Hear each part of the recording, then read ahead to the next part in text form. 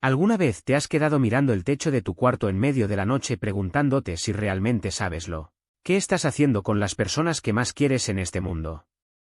Es ese silencio pesado que llega después de un día largo de corridas de gritos por juguetes tirados o de silencios tensos durante la cena. Te quedas ahí pensando en si fuiste demasiado duro o si quizás fuiste demasiado blando. Es una duda sorda que nos acompaña a todos los que intentamos cuidar de alguien más. Imagina por un momento esa escena de la mañana cuando intentas salir de casa. El zapato que no aparece, la mochila que pesa demasiado y ese sentimiento de urgencia que nos hace decir frases que no queremos decir. Apúrate que llegamos tarde. Déjame hacerlo a mí porque tú tardas mucho. En ese pequeño roce diario hay una verdad que a veces nos asusta mirar de frente. Estamos tan convencidos de que nuestro trabajo es proteger y guiar que terminamos ocupando todo el espacio. Es como cuando ves a tu hijo tratar de amarrarse las agujetas y tus dedos pican por hacerlo tú mismo para ahorrar esos 3 minutos de torpeza. Pero en ese ahorro de tiempo le estamos quitando algo invisible pero vital.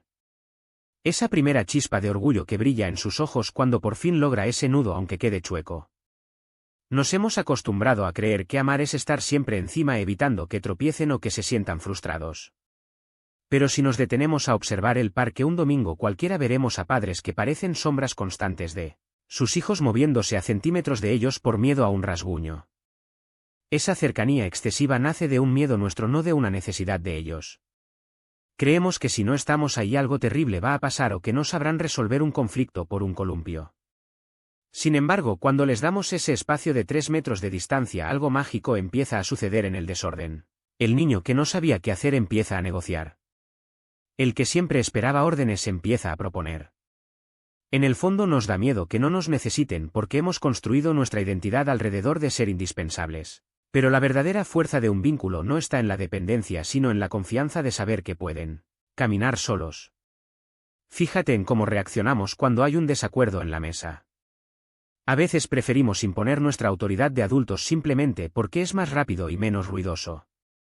Queremos que la paz reine a toda costa y confundimos obediencia con respeto. Pero ¿qué pasa cuando permitimos que la mesa sea un lugar de verdadera conversación? Esa incomodidad de escuchar una crítica de un niño o de un adolescente nos obliga a vernos en un espejo que no siempre es cómodo. Es ahí donde se aprende que las reglas no son solo órdenes caídas del cielo sino acuerdos que nos permiten vivir juntos. Cuando un niño siente que su voz tiene peso aunque sea para decidir quién lava los platos, está aprendiendo que el mundo no es algo que le sucede sino algo que él ayuda a construir. Ese es el inicio de la verdadera participación en la vida. A veces nos sorprendemos repitiendo los mismos patrones que juramos romper. Quizás de niños no tuvimos voz y ahora nos cuesta darla, o quizás nos sobreprotegieron tanto que ahora no sabemos cómo dejar ir.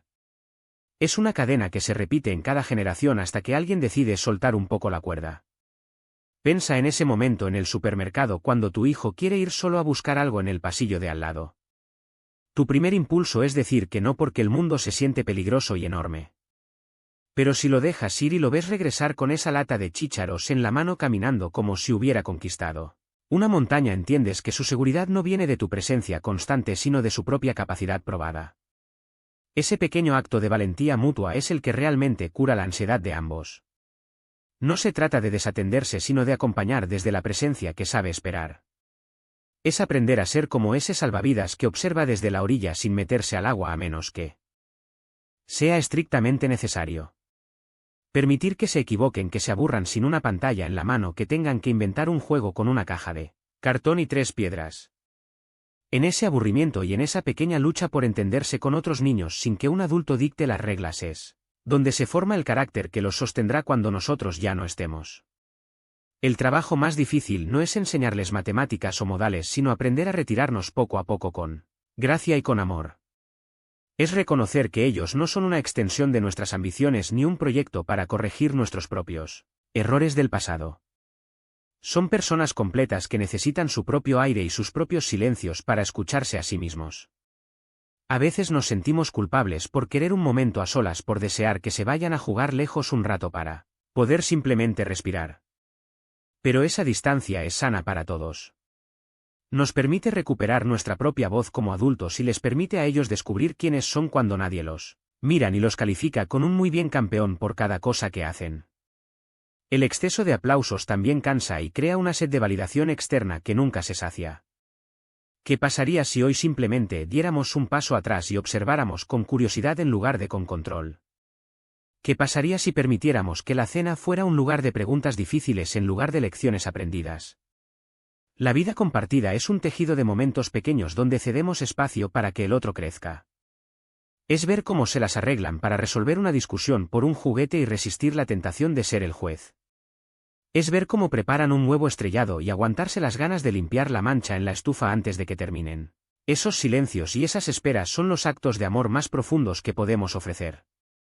Al final lo que más recordamos de nuestra infancia no son las veces que nos salvaron de un problema, sino las veces que nos sentimos capaces de enfrentar el mundo por nuestra cuenta. Esa sensación de yo puedo hacerlo es el regalo más grande que queda en el corazón. Y para dar ese regalo tenemos que ser valientes nosotros primero. Valientes para confiar en ellos y valientes para confiar en la vida.